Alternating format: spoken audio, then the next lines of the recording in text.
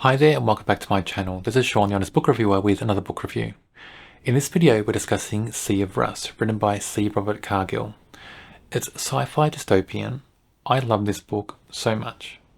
So basically it's about a world where there are no humans, no living organisms actually. It's just all androids and destroyed buildings and towns and whatever the androids build for themselves. And it's so interesting to have these android characters that have no emotions other than what's programmed in the first place by humans before all the humans are wiped out. They have no other emotions. Even the main android characters in the story. That was fascinating for me in the story because in many stories, character emotions, what they think and what they feel, drive many things in a book. But in this book, you don't have that. You don't have all those added emotions and thoughts going on about what's going on around the world, around these characters. So very interesting to see how that plays out in the story. The concept of this story is quite interesting. So in this world, all living life has been wiped out basically. All human life, all plant life, all animal life, it's all gone. It's just desolate, destroyed cities, and androids and robots. And the androids and robots, after the war with humans, they thought they'd be free, but they're not. Because in this world, we have big AI. And I think we've got two, big AI characters in this story, two that have survived. In the history of this world, after the war with humans, or even during the war with humans, there were many AI characters who were kind of in charge, controlling pockets of robots and building up stronger armies. And there are two now that have survived.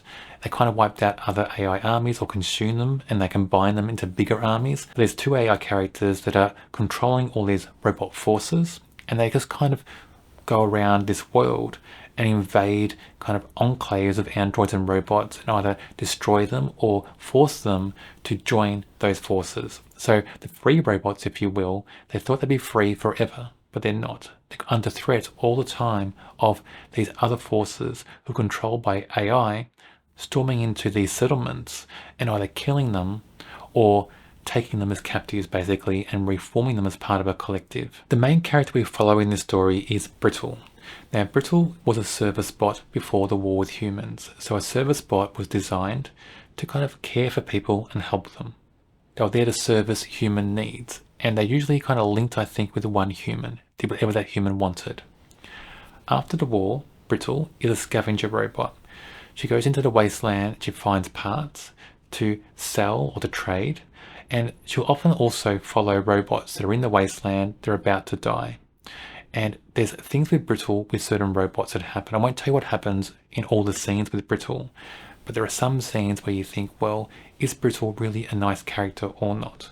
Because she does things sometimes that are questionable. But she does them because she wants to survive, and she thinks if she doesn't do these things, she can't survive. Because parts are scarce now, it's always harder to find parts to replace other parts that break down in her own construction, her own body. So she needs to do things sometimes that are questionable to get bits and pieces to trade for those important parts.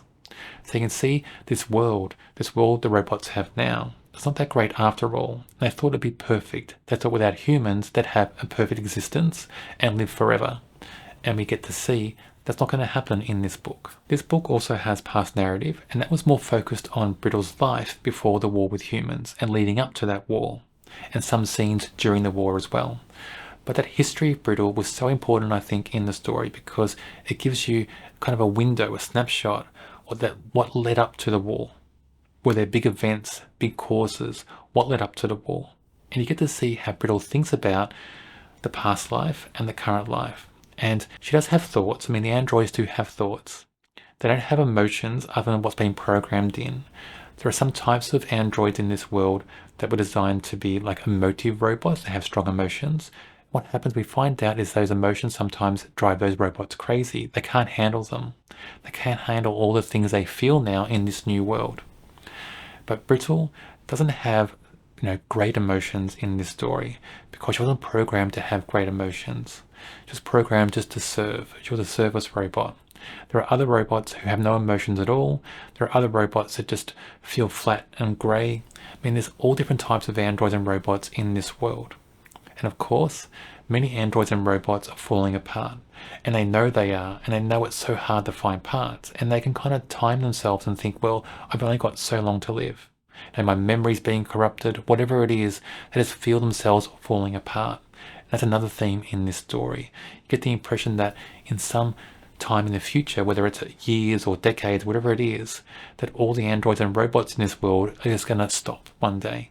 You get that impression in this story. I felt like more that as a reader, I was putting emotions on these characters. I was reading scenes, reading what they were doing, how they were acting, what they were calculating and then doing in the book. And I was projecting emotions onto those characters. That's what it feels like when you read this book. You're giving your own emotions and how you feel what's going on in the story onto these characters. So not the characters themselves feeling emotions, but it's their actions. It's what they calculate and compute and then act on that drives your own emotions as a reader. Because there are scenes in this book that are quite emotional. Things happen. Not every character survives. Big things happen in this story. There are shocks, there are twists, there are surprises. And it's those things that drive emotions in the reader. It was so interesting seeing those big moments in the book and the characters just not feeling anything. They compute things and they decide. That's what they do. Then they act on what they decide. Sometimes they make good choices, sometimes bad choices. Sometimes they make choices that they're aware may not be the best choices to make, the nicest choices. But they compute things and say, well, if I make a nice choice here, it's bad for me, so I'll do this instead. And you feel those things as a reader. You feel those things and think, well, hang on, that's not nice. I mean, why do that? Or that makes you an unlikable character at this moment. Or I like that you did that. Or I'm happy that you did that. Or I'm sad this happened. You're feeling all those things, but the characters, the androids in this book, feel nothing. I really enjoyed this book. I felt transported into the setting and the scenes. I really felt for the characters, so even though they have no emotions, I felt for them and I followed them and I felt fully engaged with them, good and bad characters, because they're just doing what they're programmed to do. They're trying to survive in this world they inherited after a war. I mean, it is a world of their own making, and then they come to realize maybe they're not better off after all. You get that thought in the story as well. They slowly realize, well, this world's not the best world for robots anyway. But I like just the whole construct of this story. I like the world building. It's inventive. It's so clever. I like the dystopian feel. I don't mind dystopian books. I quite like them. I like what it brings into characters when you have that dystopian settings, because with dystopian settings, it becomes about survival, about hope, about courage, about unique things as well with the world we're given. But there's real strong human emotions and drives in dystopian settings. We get extremes as well in some dystopian settings. In this book, you get extremes, but not extremes from the characters. You get extremes about how you feel about them. So it's a bit different. So that uniqueness in what's presented to us as a reader with this book, with having flat characters, flat emotional characters, I should say, not flat characters that they do nothing, they're just emotionless. I just like that in this book so much. Brittle, our protagonist in this story, is an amazing character, written so well. The thing I like about this character is she's not good or evil, she just is. She does things that you think are good, things that you think are questionable. You do wonder about her nature, what was she built for, because we find out in her past that she was a service robot. She's meant to be nice and serve humans, but is she really nice now in this new world? She doesn't think about that at all. She just is. She's trying to survive. The world's what it is. She's where she is, and she needs to survive. And she realizes she may not survive forever, but she's trying to survive for as long as she can. That's her drive. That's her focus. And it was interesting to like a character so much that has that singular focus. But she's written so well, and the world she's in is written so well. She suits everything. And I just like the character very much. Mercer is another android in this book, and like Brittle, he needs to survive, and he feels more like an opportunist than Brittle, but he needs to survive, and he's doing things because of that drive to survive, the drive to stay alive, if you will. For that, he's engaging. He seems to do more questionable things than Brittle, but he's doing them because he has to. He's not doing them because he wants to.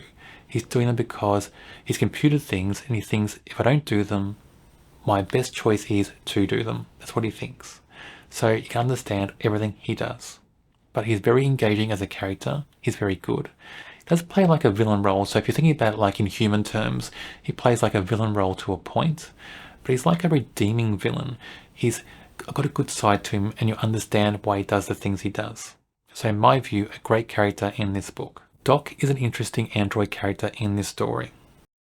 His main purpose is he fixes other androids, and in the human war, he didn't kill any humans at all. And he decides he doesn't want to kill any android characters in this new world either. It's interesting. He's like a pacifist robot, and you get the impression there aren't many robots around that are pacifist. You get the impression that most robots were involved in the war killing humans. Some robots did turn themselves off, I think, in the human war. They didn't want to kill. Doc stayed active during the war, but decided to be a pacifist. And even in the new world, he's the same. So it's like he likes life. He likes to protect life, restore life, and not take life. It was interesting in this world because no other android, I think, was like that. Doc stood out for that. His character stood out, and I enjoyed his character very much. This book was just stunning. Simply stunning. I rate this a 5 out of 5. I loved everything about it. The dystopian setting, the characters, the fact we have these characters that don't feel emotions, and every emotion you feel in this book is you projecting emotions on the characters. That was so unique and interesting for me. Everything about this story is just perfect. I recommend this so much. On my channel I review other sci-fi books. If you enjoy sci-fi, check out my channel and subscribe. On the screen now is a link to another video for a book I'm sure you'll enjoy.